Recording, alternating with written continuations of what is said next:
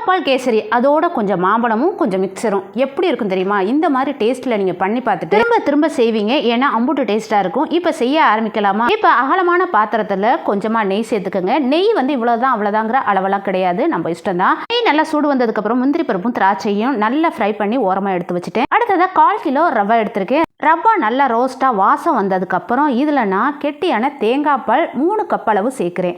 அதாவது 1 கப்புக்கு 3 கப் அளவுங்கிற அளவில் நான் 3 கப் அளவு தேங்காய் பால் சேர்க்குறேன். தேங்காய் பால் இல்லைனா கூட பரவாயில்ல, மாட்டுப்பால் கூட சேர்த்துக்கலாம். தேங்காய் பால் கூடுதலான டேஸ்ட் கொடுக்கும். தேங்காய் பால் ஊற்றுறீங்கன்னா கொஞ்சம் லைட்டான சூடு பண்ணி ஊற்றுங்க, அப்போ தான் நல்லாயிருக்கும். இதில் 1 சிட்டிகை சால்டு, 1 சிட்டிகை ஏலக்காய் தூள் சேர்க்குறேன். இதில் இனிப்பான மாம்பழத்தை அரைச்சி சேர்க்குறேன். மாம்பழத்தில் இனிப்பு இருக்கிறதுனால சுகர் வந்து 1/2 கப் அளவு தான் சேர்த்துருக்கேன். உங்கள் சுகருக்கு தகுந்த மாதிரி நீங்கள் சேர்த்துக்கோங்க. இதில் நான் எல்லோ ஃபுட் கலர் சேர்த்துருக்கேன். உங்களுக்கு வேணான்னா நீங்கள் ஸ்கிப் பண்ணிக்கலாம். இதில் கடைசியாக பொரிச்ச முந்திரி பருப்பு சேர்த்து நல்லா மிக்ஸ் பண்ணிங்கன்னா சூப்பரான அல்வா மாதிரி கேசரி ரெடி ஆயிடுச்சு.